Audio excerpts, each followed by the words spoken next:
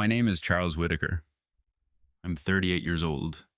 I live in Portland, Oregon, and until recently I would have described myself as a fairly ordinary man with a fairly predictable life. I work in digital risk compliance for a regional financial firm. It's not glamorous. Most people don't fully understand what I do. They just know it involves audits, documentation, and making sure systems behave the way they're supposed to. My job is quiet by nature, preventative rather than reactive. I notice patterns, I log inconsistencies, I rarely speak unless I'm certain. That's always been my role in life, too. People tend to see me as steady, reliable, calm to the point of being unremarkable. I'm not the loudest person in the room. I don't dominate conversations, I don't perform confidence. I just exist inside it. And because of that, I've often been underestimated, including my wife. For years, I believed that being calm was enough. That if I stayed reasonable, if I avoided unnecessary conflict, things would settle into place. I thought stability was a kind of love language. What I didn't understand was that silence can be misread. This story isn't about rage. It isn't about revenge. And it's not about exposing someone to humiliate them.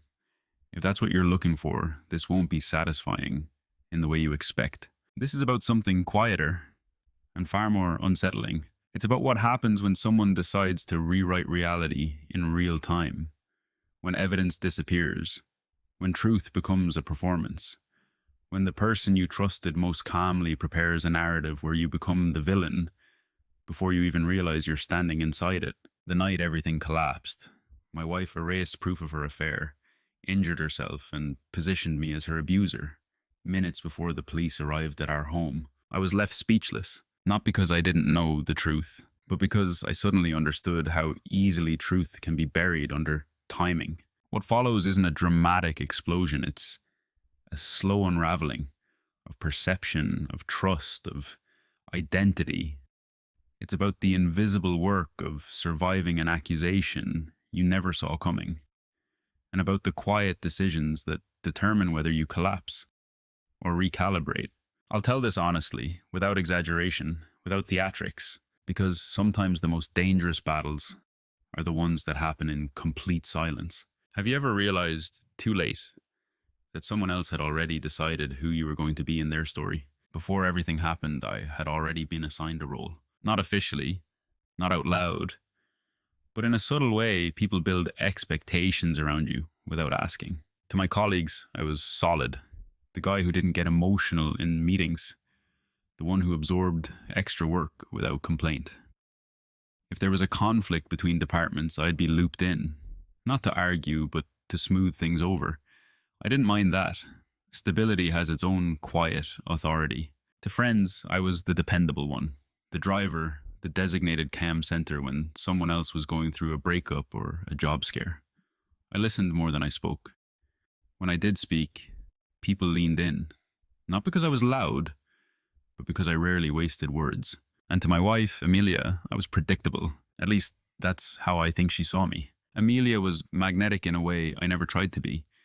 She worked in boutique marketing, creative campaigns, social launches, brand storytelling.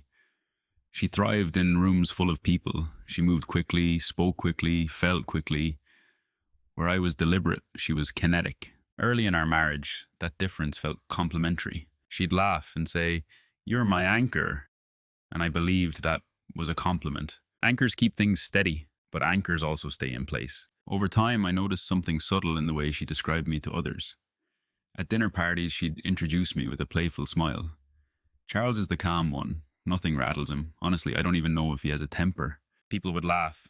I'd smile politely. It seemed harmless. But beneath that joke was an assumption that I wouldn't react, that I didn't push back, that I would always default to reason, even if reason meant absorbing discomfort. When plans changed at the last minute, I adjusted. When she forgot commitments, I covered. When she vented about work frustrations, I listened, even if I sensed the stories were missing pieces. I told myself this was a partnership, that being steady wasn't the same as being invisible. But invisibility doesn't arrive all at once. It builds in increments. At family gatherings, if Amelia cut me off mid-sentence, I'd let it go.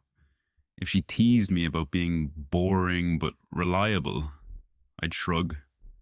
It was easier than correcting the narrative, easier than introducing friction into a room that valued smoothness. I've always believed that strength doesn't need volume. What I didn't account for is that silence can be reinterpreted as absence. There's a particular kind of underestimation that feels almost polite. No one insults you outright. No one calls you weak. They just begin to operate around you as if your reactions don't factor into the equation, as if you are a stable infrastructure, useful, necessary, non-threatening. And I accepted that role longer than I should have. Not because I lacked awareness, but because I valued peace. I believed that if I stayed composed, the people closest to me would see that composure as care. I didn't realize that for someone who thrives on intensity, composure can start to feel like emptiness. By the time I understood how I was being perceived, the narrative about me had already solidified. I was the reasonable one, the calm one, the man who wouldn't explode, the man who wouldn't fight back. And in hindsight, that assumption became the foundation for everything that followed. Looking back, the first sign wasn't dramatic. There was no lipstick on a collar, no suspicious late-night phone calls in the open, no explosive argument. It was something smaller, small enough that, at the time, I almost dismissed it. It happened on a Thursday evening. Amelia had told me she was staying late at the office to finalize a brand pitch. That wasn't unusual. Her industry rewarded urgency. I remember heating up leftovers around 8:30 p.m., glancing at the clock and sending her a simple text. "Everything going okay?" She replied 15 minutes later. "Yeah, just wrapping up. Don't wait up." There was nothing alarming in that message. But at 10:12 p.m., I opened an Instagram absent-mindedly and saw something that made me pause. One of her co-workers, Daniel, I think his name was, had posted a story from a rooftop bar downtown. Neon lights, music, a small group clinking glasses. Amelia was in the background, not in work clothes, not holding a laptop, laughing. I watched the clip twice. It wasn't the fact that she was out. People go out after work. That's normal. It was the timing, the dissonance between finalizing a pitch and a rooftop cocktail under string lights. Again, small, plausibly innocent. When she got home after midnight, I was sitting on the couch reading. I didn't ambush her. I didn't accuse. I just said, lightly, "I thought you were at the office." She didn't flinch, not even slightly. "Oh, we were," she said, setting her bag down. "We finished early. The team wanted to grab one drink to celebrate. I didn't think it was a big deal." Her tone wasn't defensive. It was corrective, as if I had misunderstood something obvious. And maybe I had. Maybe I was being overly literal. She hadn't technically lied. She had been at the office, but she hadn't mentioned the bar. I nodded. "Got it. I just saw Daniel's story." A brief pause, almost imperceptible. Then she smiled. "You follow Daniel?" There was a shift in that question, not accusatory, but redirecting. The focus subtly moved from the discrepancy to my observation. I shrugged. "He follows me. The algorithm does the rest." She laughed softly, kissed my cheek, and said, "You overthink things, Charles." That sentence stayed with me longer than it should have. You overthink things. I went to bed that night replaying the exchange, not the bar, not the coworker, but the way the conversation pivoted, the ease with which my question became my flaw. It wasn't about jealousy. I didn't feel threatened. I felt repositioned, as if my noticing something was slightly inappropriate. The next morning, she acted completely normal.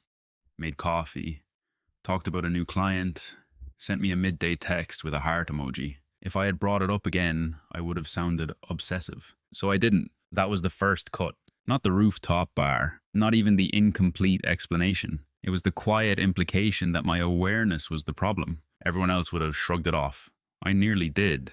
But something in me logged it. Not with anger, with clarity. Because when someone gently teaches you to doubt your own perception, that lesson doesn't disappear. It waits. After that Thursday, nothing dramatic happened, which in some ways made everything harder to define. There were no explosive fights, no obvious betrayals, just a slow accumulation of moments that, taken individually, felt harmless, but together began forming a pattern. Amelia started coming home later more often. Not drastically later, just unpredictably. Some nights she'd text at 6 p.m. saying she'd be home by 7, then show up at 9:30 with a casual, "Sorry, things ran long." When I'd ask what happened, the explanations were always reasonable. A client emergency, a brainstorming session that stretched, traffic, all plausible. And every time I paused, just slightly, she'd tilt her head and say, "You don't think I'd lie about work, do you?" The framing was subtle. My question wasn't about lying, it was about clarity. But the conversation would gently steer toward my trustworthiness as a husband. It was masterful in hindsight. If I didn't question anything, I was supportive. If I did, I was insecure. There was no middle ground. At social gatherings, the tone shifted too. Small jokes disguised as affection. "Charles wouldn't survive my schedule," she'd laugh to friends. "He needs his routines. He's basically 90 years old inside." People would chuckle. I'd smile politely. The comments weren't cruel, but they reinforced something. I was stable, yes, but also limited, predictable, unadventurous. The more she painted that image publicly, the more I felt boxed into it privately. One night, I suggested we take a weekend trip. Just the two of us. No phones, no obligations. She hesitated. "I can't really disappear like that right now," she said. "You know how intense things are at work." I nodded. But later that week, I noticed she'd RSVP'd yes to a colleague's out-of-town birthday celebration. Same weekend. When I asked about it gently, she sighed. "It's different, Charles. This is important for networking. You don't really get how my industry works." Again, repositioned. Not wrong, just uninformed. Slowly, I began to internalize the idea that my expectations were outdated, that maybe I was too rigid, too traditional, maybe modern marriage looked different from what I'd imagined. So I adjusted. I stopped asking detailed questions about her evenings. I stopped proposing plans too far in advance. When she was on her phone late at night, smiling faintly at the screen, I didn't ask who she was texting.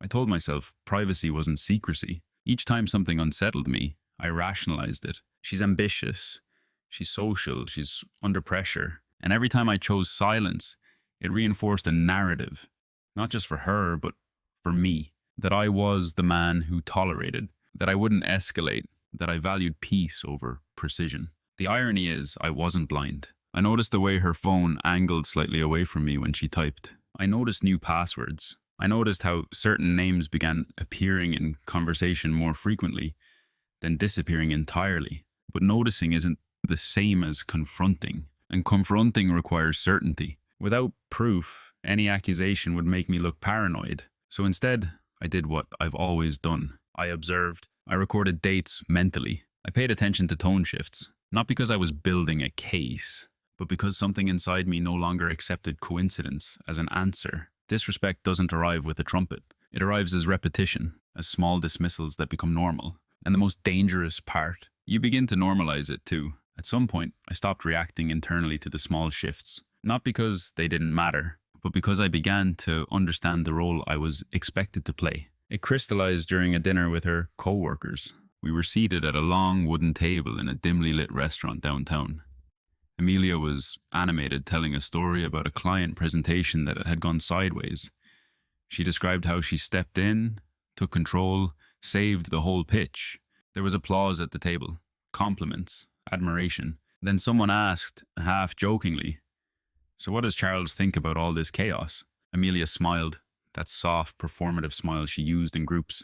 "Oh, Charles doesn't do chaos," she said.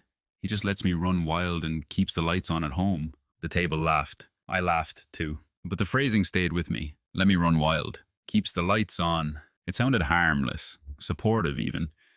But it reduced me to infrastructure, not a partner, not an equal force, a stabilizing utility. Later that night as we drove home, I said quietly, "You make it sound like I'm just background." She looked at me, puzzled. "What? That's not what I meant." "I know," I replied, and I did know. She wasn't trying to insult me, but intention and impact don't always align. "You're steady," she said. "That's a compliment. I need that. You're not dramatic. You're not controlling. You're not intense." Not intense. That word lingered. I realized something uncomfortable in that moment. Intensity was becoming her currency. At work, socially, online. Calmness, my defining trait, was beginning to look like passivity in comparison. And once someone subconsciously categorizes you as passive, they begin to make decisions without factoring in your reaction. I saw it in the way she would inform me of plans rather than discuss them.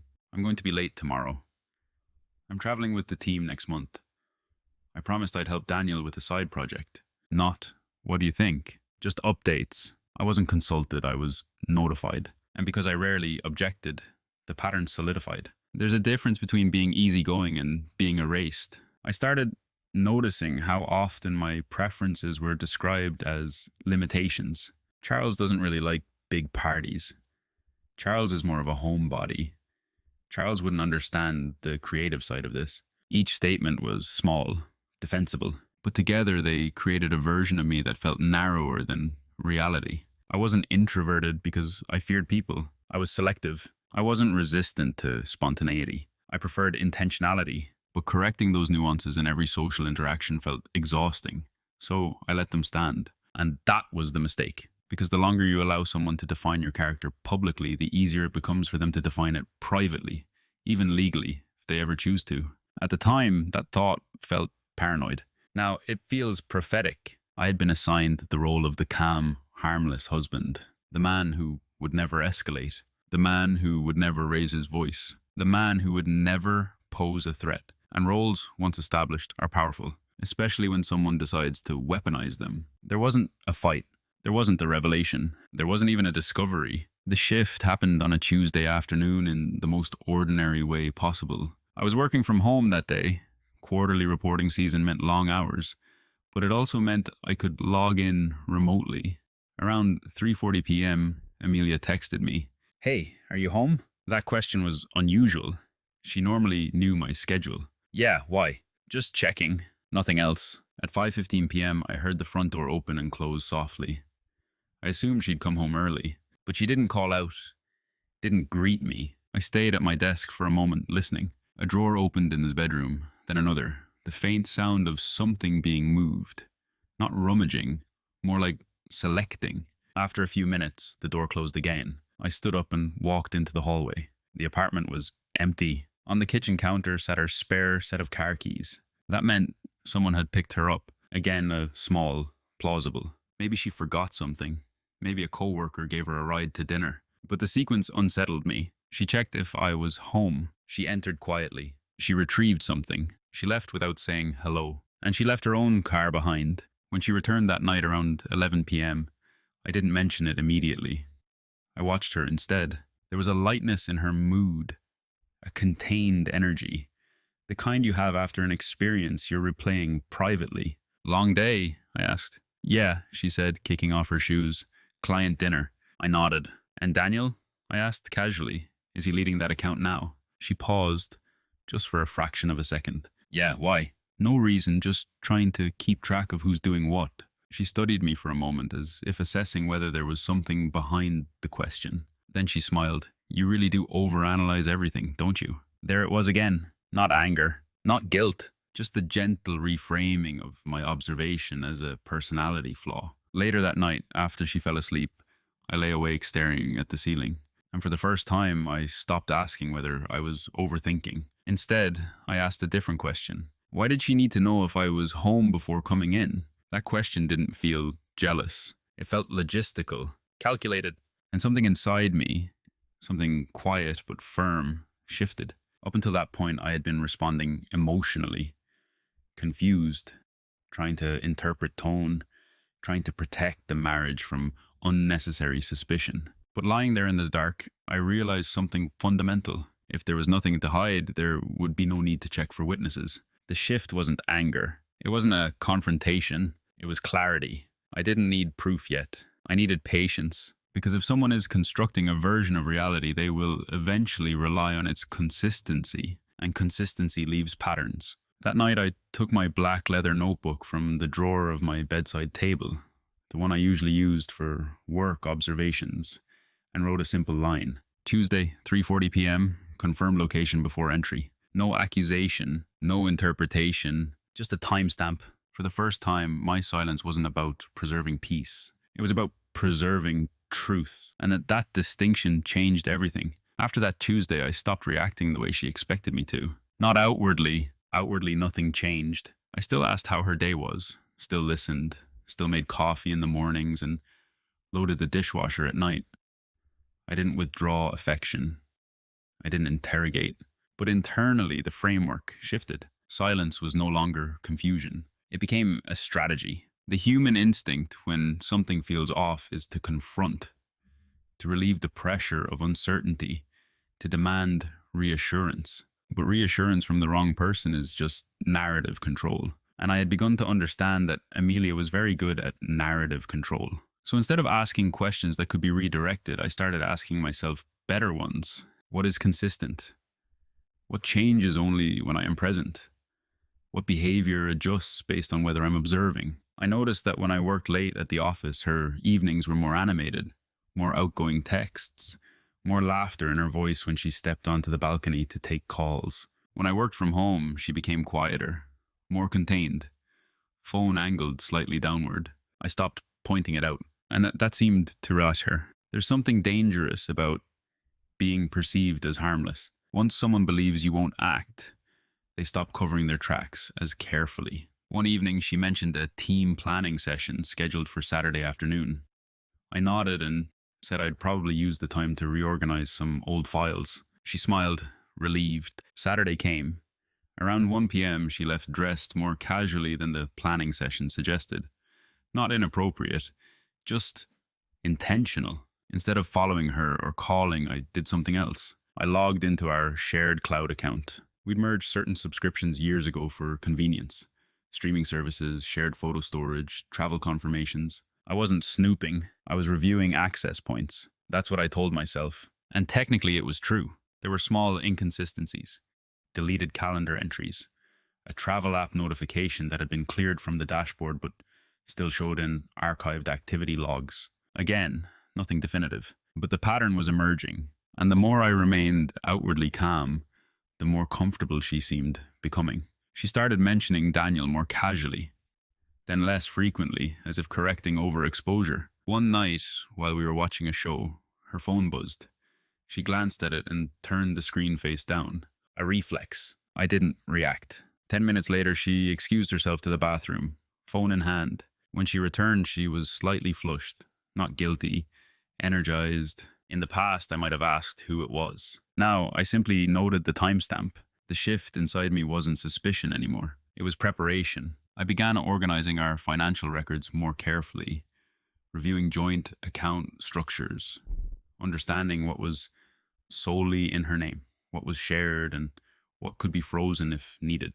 Not because I wanted to punish, but because clarity protects. Silence, when chosen deliberately, becomes disarming. She interpreted my calm as complacency, as trust, as the same steady infrastructure she'd always relied on. What she didn't realize was that I had stopped trying to preserve the image of our marriage. I was preserving data, and data doesn't argue. It accumulates. The quieter I became, the more she relaxed into her version of reality. And the more she relaxed, the more visible the seams became. There's a misconception about preparation. People imagine it as dramatic, conspiratorial, late-night plotting with spreadsheets and red strings on corkboards.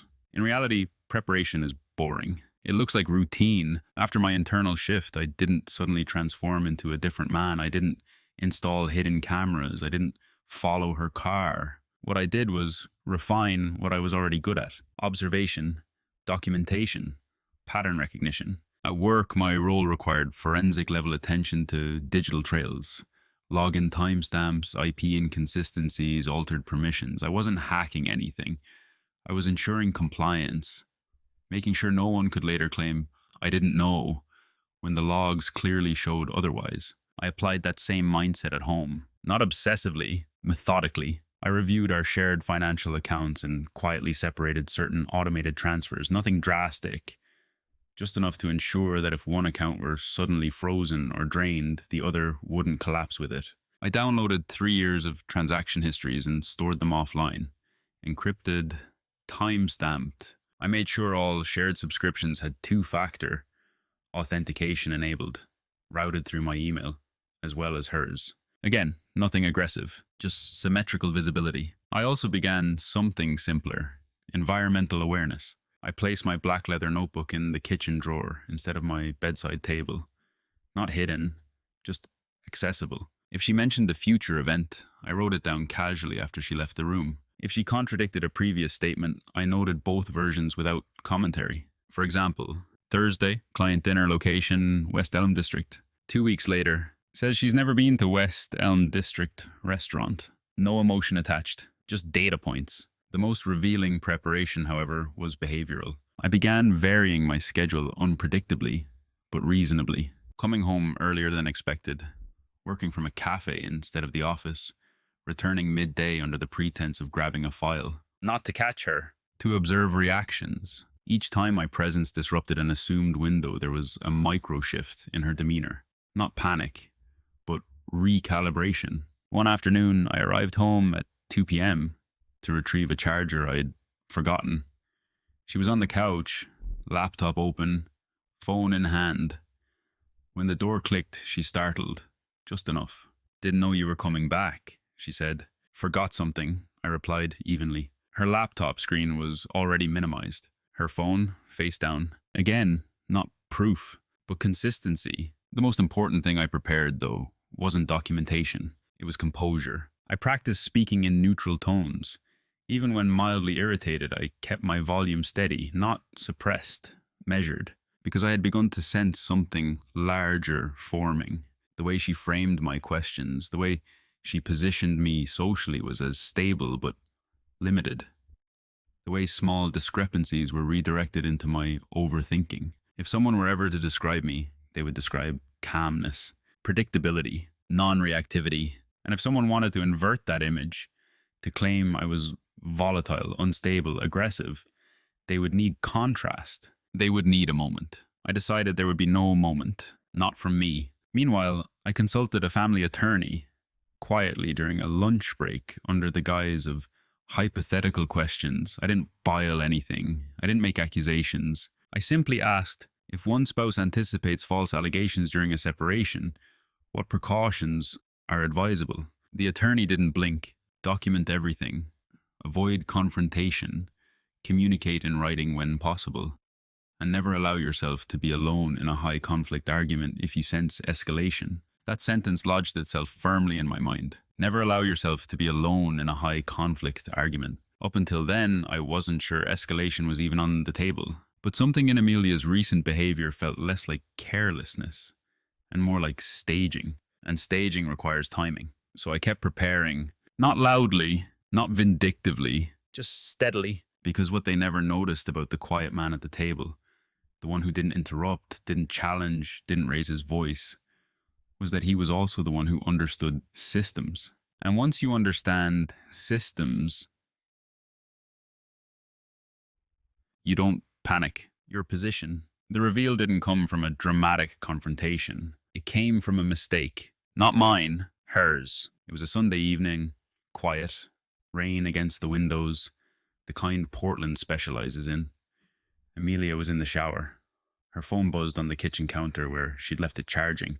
Normally, she kept it within reach. That night, she didn't. I wasn't planning to look. I wasn't hovering nearby. I was rinsing a coffee mug when the screen lit up again. A notification banner. Not a name, just a preview, partially visible before it faded. I still can't believe you came back after he... The rest disappeared. There's a strange stillness that happens in moments like that. No adrenaline, no immediate anger, just narrowing focus. I dried my hands and stood there for a few seconds, replaying the partial sentence in my mind. After he what? After he fell asleep? After he left? After he what? The shower was still running. Her phone screen went dark. I picked it up. I didn't unlock it. I didn't need to. Face ID. She had registered my face months ago, back when convenience outweighed caution. The screen opened. The message was from Daniel. The thread wasn't archived. It wasn't hidden in a secret app. It was right there, buried in normalcy. The earlier messages scrolled upward in a timeline of intimacy disguised as collaboration. Inside jokes, late-night check-ins, photos from places she had described to me as team meetings. And then 3 nights ago, I loved having you there. I almost stayed. You worry too much. He doesn't suspect anything. There it was. not speculation, not interpretation, statement. He doesn't suspect anything. I read the words twice, then once more. My pulse remained steady. I didn't screenshot. I didn't forward anything to myself. Instead, I did something far more important. I photographed the screen using my own phone, capturing timestamps, contact details, and the surrounding context in a single frame. Then I scrolled upward and downward, documenting enough continuity to establish a pattern without excess. Minimal, clean, unemotional. Then I locked her phone and placed it exactly where it had been. When she stepped out of the shower 20 minutes later, towel around her shoulders, hair damp, she smiled at me as if nothing in the world had shifted. Movie? She asked. Sure, I replied. And I meant this. We sat side by side on the couch. The screen flickered. She leaned slightly into me at one point, a reflexive gesture of comfort. I felt no urge to pull away, because clarity doesn't require immediate reaction. It requires control. For months, I had suspected narrative manipulation, gaslighting in microdoses, redirection. Now I had confirmation of something larger.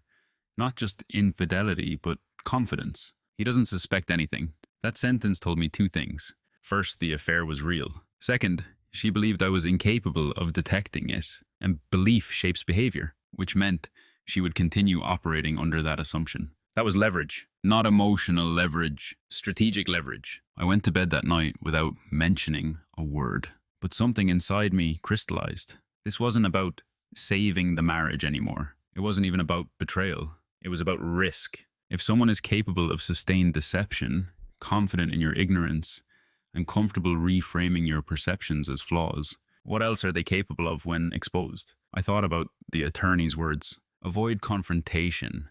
Document everything. Never allow yourself to be alone in escalation.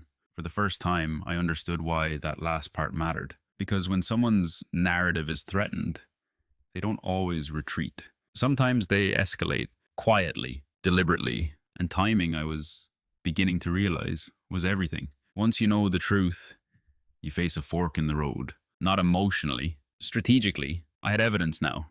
Not just suspicion, not just behavioral anomalies. Documented proof of an affair. Time-stamped and preserved. I could have confronted her that night. I could have placed my phone on the kitchen table the next morning and said calmly, "Explain this." I imagined the possible outcomes. Denial first, then minimization, then reframing. It's not what you think. It was emotional, not physical. You've been distant. You're never around. And if those didn't land, tears, victimhood, a shift from accountability to injury. Because when someone has been operating inside a constructed narrative for months, exposure doesn't automatically produce confession. It produces defense. The real decision wasn't whether to confront. It was whether to collapse the illusion immediately or let it continue long enough to understand its full shape. I chose the latter, not out of cruelty, out of risk assessment. I scheduled another consultation with the attorney, this time less hypothetical. Without naming her directly, I outlined the situation. Infidelity, patterned deception, concern about potential escalation. The attorney listened carefully and asked a question I hadn't fully articulated yet. Do you believe she would attempt to damage your reputation to protect herself? I paused. 6 months earlier, I would have said no without hesitation. Now? I don't know, I said truthfully. But she's very good at managing perception. The attorney nodded slowly. In high conflict separations, perception becomes currency. If you anticipate manipulation, you need to assume it will happen at the moment of highest exposure. Highest exposure, meaning the moment she realizes I know. That phrase reshaped my thinking entirely. This wasn't just about divorce logistics anymore. It was about timing disclosure in a way that minimized risk. I began implementing safeguards quietly. I moved a portion of my personal savings into an account solely in my name. Legally permissible, documented, transparent. I backed up the evidence in multiple secure locations. I began communicating more via text rather than spontaneous verbal exchanges, creating written trails. And most importantly, I avoided triggering confrontation in private. If there was ever going to be a conversation, it would happen in a controlled environment. Neutral space. Witness potential. Because I was beginning to see something unsettling. Amelia thrived under narrative pressure. She knew how to pivot in real time. how to redirect, how to weaponize tone. If I cornered her emotionally without preparation, I would be stepping into her arena. And I don't fight emotionally, I document. The irreversible decision wasn't filing paperwork. It wasn't hiring a private investigator. It was internal. I stopped viewing her as a partner who had made a mistake and started viewing her as an intelligent operator protecting a constructed version of reality. Once that mental shift occurs, you cannot unsee it. You stop reacting to affection at face value. You stop accepting explanations without structure. You stop assuming goodwill where evidence suggests calculation. That night, lying in bed beside her, I made the final choice. I would not confront her until every safeguard was in place. And when I did, I would not argue. I would not accuse. I would present. Because when someone believes you don't suspect anything, the most powerful move is letting them continue believing that, until the moment the illusion collapses on its own weight. After the decision was made, everything became procedural. There's a difference between emotional withdrawal and strategic distance. From the outside, nothing changed. We still shared meals, still discussing weekend plans, still existed as a couple in public. But internally, I had shifted into implementation mode. The first thing I did was formalize documentation, not dramatic binders labeled evidence, not paranoia, just order. I created a secure digital folder labeled neutrally, Archive 2023 to 2026. Inside it, I organized screenshots chronologically. I included metadata captures, date, time, visible battery percentage, and network connection, small details that establish authenticity. At work, I was trained to think about audit trails. I applied that same discipline here. If questioned later, the documentation would stand on its own. Next, I adjusted communication habits. When Amelia mentioned plans verbally, I followed up later with a simple confirming text. Just to confirm, client dinner Thursday at West Elm District, right? It looked supportive. In reality, it timestamps claims. If she corrected details later, the inconsistency would exist in writing. She never seemed to notice the shift, or if she did, she interpreted it as my usual thoroughness. I also scheduled therapy, not for reconciliation, but for clarity. I told the therapist I was navigating potential separation and wanted guidance on maintaining composure during high conflict discussions. The therapist asked if I feared escalation. I fear misrepresentation, I replied. That distinction mattered because escalation implies volume. Misrepresentation implies narrative. I installed a small security camera in the living room. Not hidden, not secretive. It was marketed as a general home security device.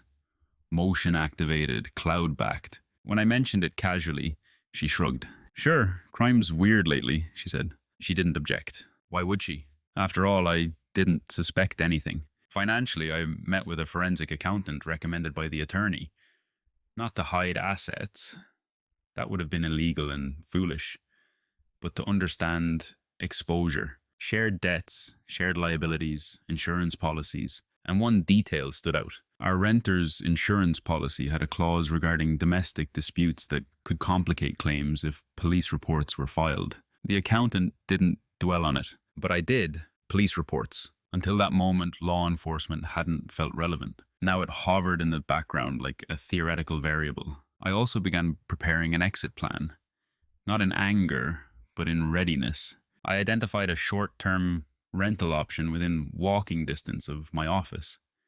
I gathered essential documents, passport, birth certificate, financial statements, and stored copies in a secure external location. Nothing visible changed. She continued her rhythm. Late nights, selective transparency, occasional warmth that felt almost nostalgic. There were moments when she'd look at me across the kitchen and smile softly, and for a brief second, I'd question myself. Maybe it's salvageable. Maybe confrontation would lead to honesty. But then I'd remember the message. He doesn't suspect anything. That sentence wasn't careless. It was confident. And confidence in deception rarely dissolves under gentle questioning. The most important move, though, was restraint. I avoided arguments entirely. If she snapped at me about something minor, I responded evenly. If she accused me of being distant, I said, I've just been busy. I gave her no emotional fuel. Because if someone plans to pivot a narrative, they need contrast. They need evidence of volatility. I would not provide it. From the outside, we looked like a couple navigating routine stress. From the inside, I was building structural integrity, not to win, not to retaliate, but to ensure that when the moment came, and I increasingly believed it would, the truth would have a place to stand. Quietly, firmly, unshaken. Consequences don't always announce themselves. Sometimes they arrive as subtle imbalances, small shifts in tone, access, and control. About 3 weeks after I finalized my internal preparations, Amelia began behaving differently. Not guilty, not distant, unsettled. It started with questions. "You've been really calm lately," she said one evening, studying me across the dinner table. I almost smiled at the irony. "I've always been calm," I replied. "Yeah, but this feels different." Different how? She didn't elaborate. Instead, she began probing in indirect ways. "Are you happy? Do you ever feel like we've grown apart? Be honest." The invitation sounded vulnerable, but the timing felt strategic. It was as if she were testing the perimeter, measuring whether I was about to say something. I didn't take the bait. "I think we both have a lot going on," I said evenly. "Stress can distort things." That answer satisfied her, temporarily. But something else had shifted too. Daniel's name disappeared entirely from conversation. No more casual mentions, no stories, no complaints. Erasure. Which told me she sensed risk. People only erase patterns when they believe someone is looking. One night, I returned home earlier than usual and found her in the living room, phone in hand, mid-conversation. When she saw me, she ended the call abruptly. "Who was that?" I asked lightly. "Just work," she replied too quickly. Not defensive. Controlled. I nodded and walked to the kitchen. I could feel her watching me, waiting for accusation, for friction, for anything that would confirm she'd been detected. But I gave her nothing. And that absence began unsettling her more than confrontation would have. A few days later, she initiated intimacy, unusually direct, as if reasserting closeness, as if resetting the emotional baseline. It wasn't manipulation in the dramatic sense. It was recalibration. I responded normally, not cold, not overly warm, steady. The dynamic grew quieter, tighter, like two chess players pretending to read newspapers across the same table. Then the financial shifts began. She suggested we consolidate accounts again, for simplicity. Proposed moving certain funds to optimize interest. Under normal circumstances, it would have sounded responsible. Given the timing, it sounded like positioning. "I'd prefer to keep things as they are for now," I said calmly. "The current structure works." She studied me longer than usual. "You don't trust me?" she asked softly. There it was. The pivot. Trust. I didn't argue. "I trust structure," I said. "It prevents misunderstandings." That answer didn't accuse, but it didn't reassure either. For the first time, I saw something flash across her face that wasn't charm or confidence. It was uncertainty. And uncertainty destabilizes someone who relies on narrative control. The most telling moment, though, came unexpectedly. One evening, she stood in the doorway of my office at home and asked, "If we ever had a serious conflict, you wouldn't try to ruin me, right?"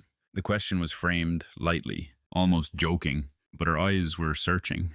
"I don't ruin people," I replied. "I clarify situations." Silence stretched between us. She gave a short laugh and walked away. That night, I wrote one line in my notebook. Pre-escalation anxiety visible. Consequences had begun. Not publicly, not legally, but psychologically. She could feel something shifting. Not exposure, but loss of control. And when someone who manages perception begins losing control of the narrative, they don't always retreat quietly. Sometimes they accelerate, and acceleration often precedes impact. The night everything fractured started quietly. It was a Wednesday, no anniversary, no argument earlier in the day, no visible trigger. Amelia came home later than usual. Not excessively late, just past 10. She smelled faintly of perfume I didn't recognize. Not strong enough to accuse, just different enough to notice. She placed her bag down harder than necessary. "Can we talk?" she asked. Her tone was composed. I closed my laptop. "Of course." We sat across from each other at the kitchen table. No raised voices, no immediate hostility. "I feel like you've been distant," she began. "Like you're somewhere else, mentally." I let her finish. "I've been thinking about us," she continued. "And I don't know if you're fully present anymore." The phrasing was precise. Not "I've been unfaithful," not "we have problems." It was about my presence. I nodded slowly. "What makes you say that?" You're calm, she said, almost frustrated. Too calm. It's like nothing affects you. It's unsettling. Unsettling. There it was again. My composure reframed as a deficiency. I process internally, I replied.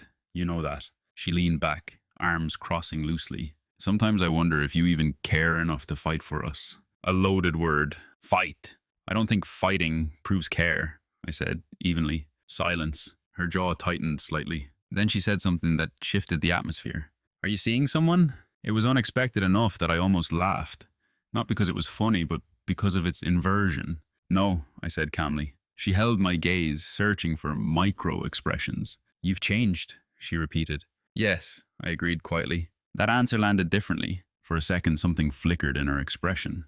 Calculation. You've been going through our accounts, she said suddenly. Not a question, a statement. Yes, I replied. We both should understand our finances. Her voice sharpened just slightly. Why now? Because structure matters, I said. The room tightened. She stood up abruptly, pacing once across the kitchen floor. Do you think I'm stupid? She asked. No. Do you think I don't notice what you're doing? I remained seated. And what am I doing? I asked gently. She stopped pacing and looked at me. You're preparing, she said. There was no accusation in her tone. There was recognition. That was the moment. The illusion cracked. Not because I exposed her, but because she realized she was no longer operating unobserved. Her breathing shifted, slightly faster. You're acting like I've done something wrong, she said.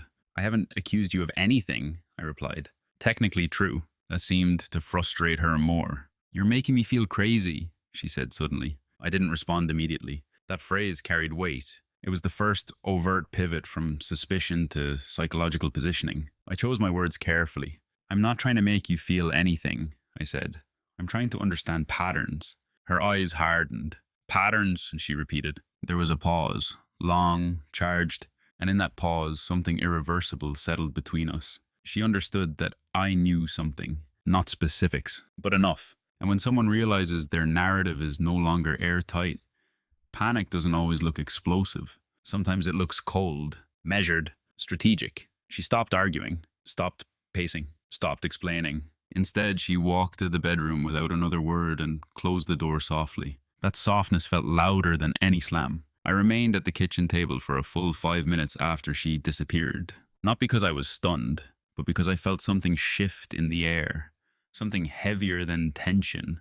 This wasn't about fixing the marriage anymore. It wasn't about denial. It was about containment. And in hindsight, that was the moment it became too late for either of us to fix what was coming. Because when someone who thrives on perception feels cornered, they don't just defend. They redesign the narrative. And redesign requires an event. The event came 2 nights later. Friday. I came home at 6:12 p.m.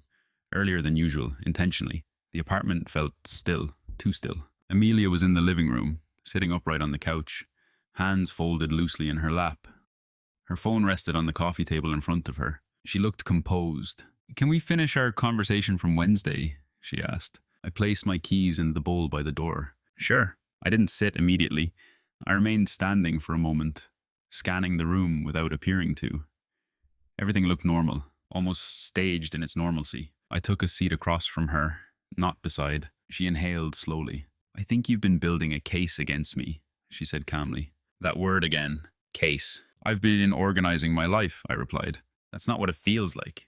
What does it feel like? Like you're waiting for me to mess up. The irony didn't escape me. I'm not waiting, I said. I'm observing. Silence stretched. Then, for the first time, I chose to introduce a fact. I know about Daniel, I said quietly. No accusation in my tone. No raised voice. Just a statement. Her eyes didn't widen. They narrowed. I don't know what you think you know, she said evenly. I know you... Another pause. I saw the messages, I added. There it was. The exposure. For a fraction of a second, something flickered. Not shame. Calculation. Then her face softened. You went through my phone? She asked, almost hurt. It unlocked, I replied. I didn't fabricate anything. She stood up abruptly. So now I'm the villain because you invaded my privacy. I didn't say that. You didn't have to. Her breathing changed. Faster now. But her volume remained controlled. You've been distant for months, she said. Emotionally unavailable. Cold. Do you know what that does to someone? I remained seated. Are you saying this is my fault? I asked gently.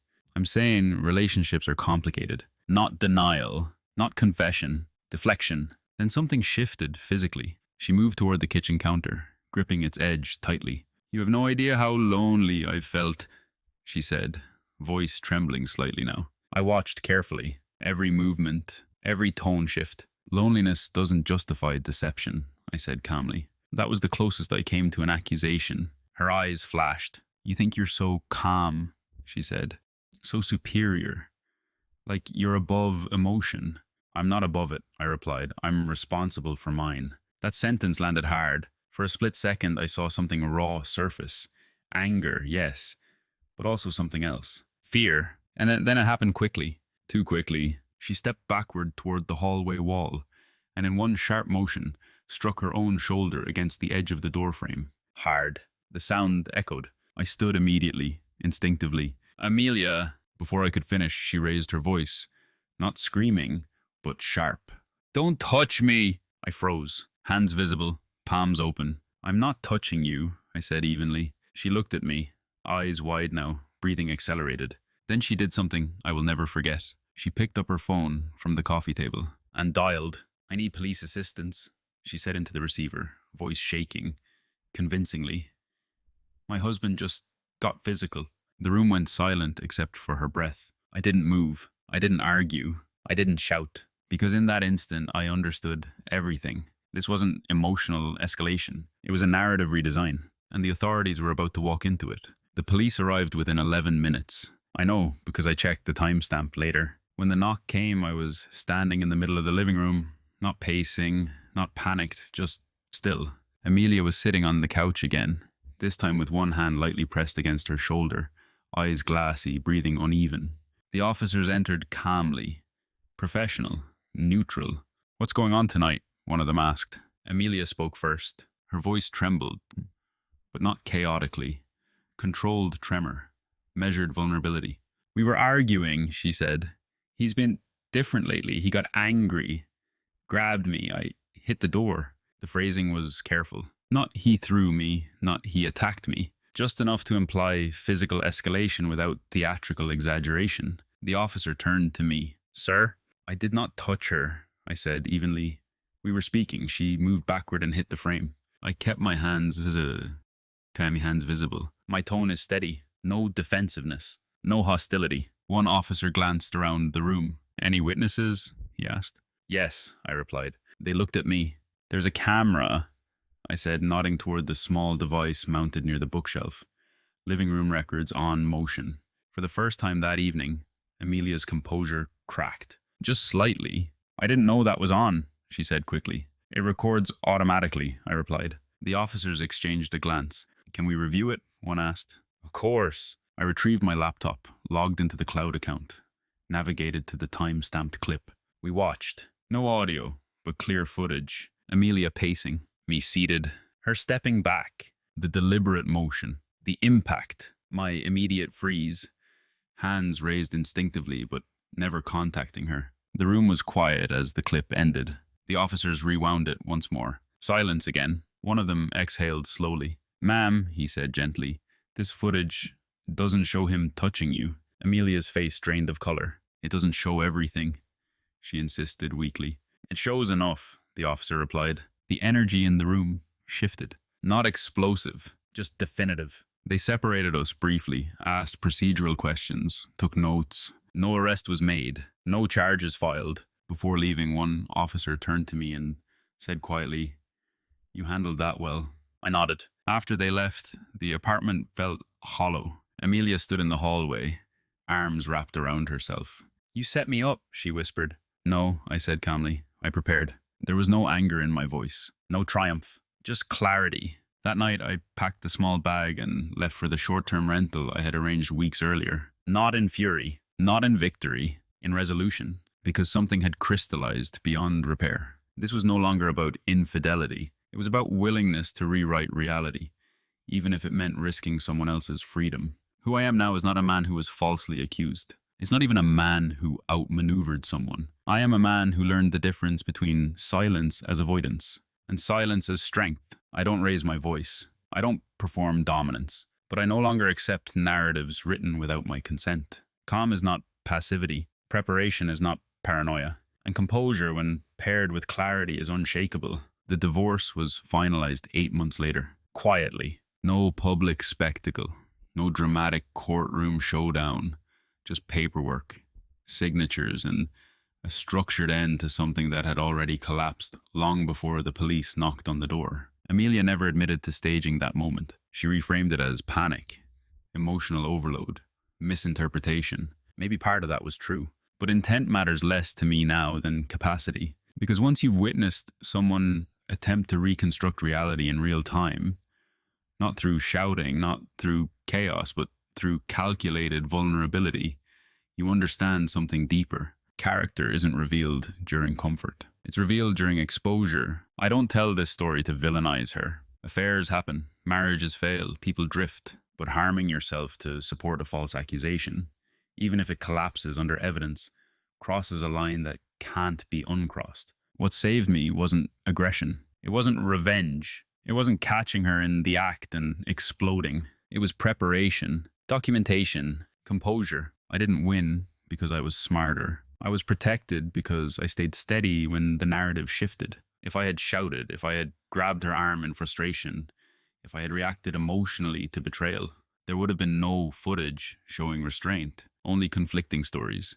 And sometimes that's all it takes to ruin a life. Today, I still carry the same black leather notebook, but I write different things in it now. Boundaries, standards, non-negotiables. Calm is still who I am, but calm without awareness is vulnerability. Calm with preparation is power. If you take anything from this story, let it be this. Never assume your silence is understood as strength, and never underestimate how quickly someone can reshape perception when they feel cornered. Have you ever experienced a moment where staying composed protected you more than reacting ever could?